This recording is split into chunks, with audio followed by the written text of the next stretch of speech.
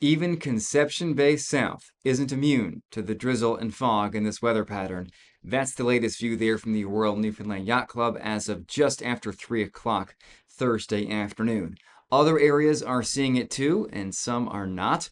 We'll talk about that in much more detail after I thank tonight's sponsor, Atlantic Edge Credit Union.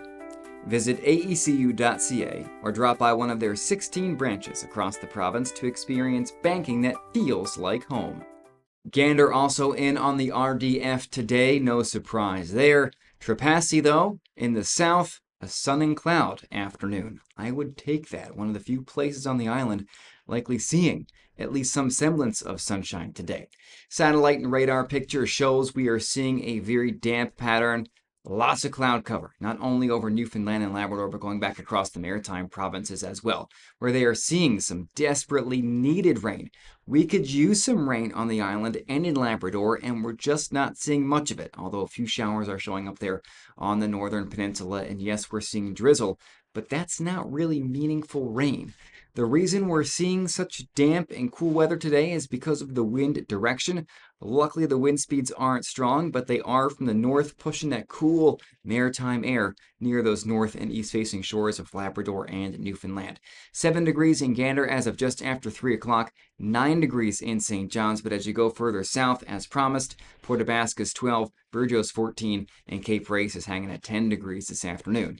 Now, for many of us, it hasn't been that foggy, but the fog is going to play more of a role as we go into the evening and overnight because some more damp air or air that has a bit more humidity to it is going to roll over the island tonight. And by tomorrow morning, St. John's waking up to visibility around 500 meters or half a kilometer. Bonavista about 2.5 kilometers. Gander about half a kilometer as well tomorrow morning. And as we go throughout the day tomorrow, while the fog may kind of be varying in its density, I don't think it's going anywhere until maybe tomorrow night when we have a little bit of a push of dry air trying to work in for a little while, but then it may come right back on Saturday. So for tonight, across Newfoundland, Labrador, lows of 1 to 7, coldest in Labrador West, obviously. For the day tomorrow, we're not going to see a whole lot of change in the weather pattern. I like to say it's WYSIWYG. What you see is what you get. South, much like today, we should see some sunny breaks, highs low teens. As you go further north, it's cloudier, it's more damp, it's drizzly, and yes, it's foggy, and in Labrador, maybe even a tad bit rainy. Future radar and cloud cover shows that really well. Some moisture pushing back toward Lab West overnight, maybe even some snow in the higher terrain. St. Anthony, the northern peninsula, seeing some of that rain as well by tomorrow morning. Otherwise, we're just looking at scattered showers as we go throughout the overnight and our day on Friday, with not much in the way of meaningful rainfall, which again we could use in a very big way. Rainfall forecast for the next 24 hours or so, a couple mils on the island.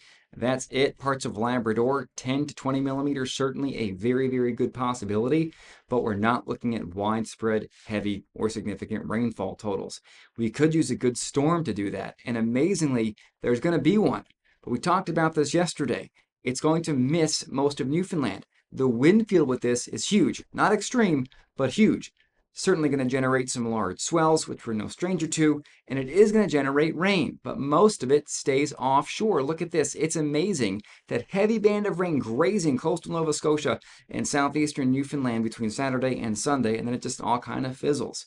We need rain. We are in a drought. There's no doubt about it at this point. We desperately need it, and we're not going to get it as we go into the weekend. Temperatures over the weekend do not move a whole lot over the island. Single digits around 10 degrees north, looking at teens in the south.